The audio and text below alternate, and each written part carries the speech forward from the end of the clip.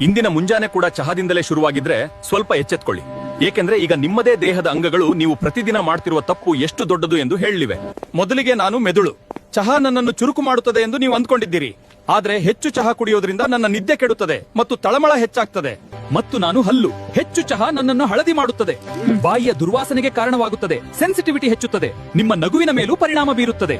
ಈಗ ನನ್ನ ಮಾತು. ನಾನು ಮೂಳೆ. ಹೆಚ್ಚು ಚಹಾ ದೇಹದಿಂದ ನನ್ನ ಕ್ಯಾಲ್ಸಿಯಂ ಕಡಿಮೆ ಮಾಡುತ್ತದೆ, ನಿಶಕ್ತಿ ಹೆಚ್ಚಿಸುತ್ತದೆ, ಮೂಳೆಗಳನ್ನ ದುರ್ಬಲವಾಗಿಸುತ್ತದೆ. ಆಮೇಲೆ ನೀವು ನಿಶಕ್ತಿ ಯಾಕೆ ಅಂತ ಕೇಳ್ತೀರಿ. ನಾನು ಲಿವರ್. ಪ್ರತಿ ಕಪ್ ಚಹಾದ ವಿಷಕಾರಿ ಅಂಶಗಳನ್ನ ನಾನೇ ಸ್ವಚ್ಛಗೊಳಿಸಬೇಕು. ನೀವು ಚಹಾ ಕುಡಿತೀರಿ, ನಾನು ಓವರ್ ಟೈಮ್ ಕೆಲಸ ಮಾಡ್ತೀನಿ. ಒಂದು ನಿಮಿಷ. ಈಗ ನನ್ನ ಸರದಿ. ನಾನು ಹೃದಯ. ಹೆಚ್ಚು ಚಹಾ ನನ್ನ ಬಡಿತವನ್ನು ಹೆಚ್ಚಿಸುತ್ತದೆ, ಬಿಪಿ ಜಾಸ್ತಿ ಮಾಡುತ್ತದೆ ಮತ್ತು ನನ್ನನ್ನು ಸುಸ್ತಾಗಿಸುತ್ತದೆ. ಈಗ ನನ್ನ ಭಾವನೆ ಕೇಳಿ. ನಾನು ಹೊಟ್ಟೆ.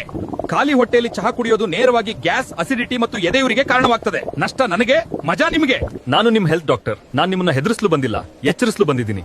ಈಗ ನೀವು ಕಮೆಂಟ್ಸ್ ನಲ್ಲಿ ಹೇಳಿ ಡೈಲಿ ಎಷ್ಟು ಚಹಾ ಕುಡಿತೀರಿ ಎಂದು, ಹಾಗೂ ವಿಡಿಯೋಗೆ ಲೈಕ್ ಮಾಡಿ. ಬಾಯ್.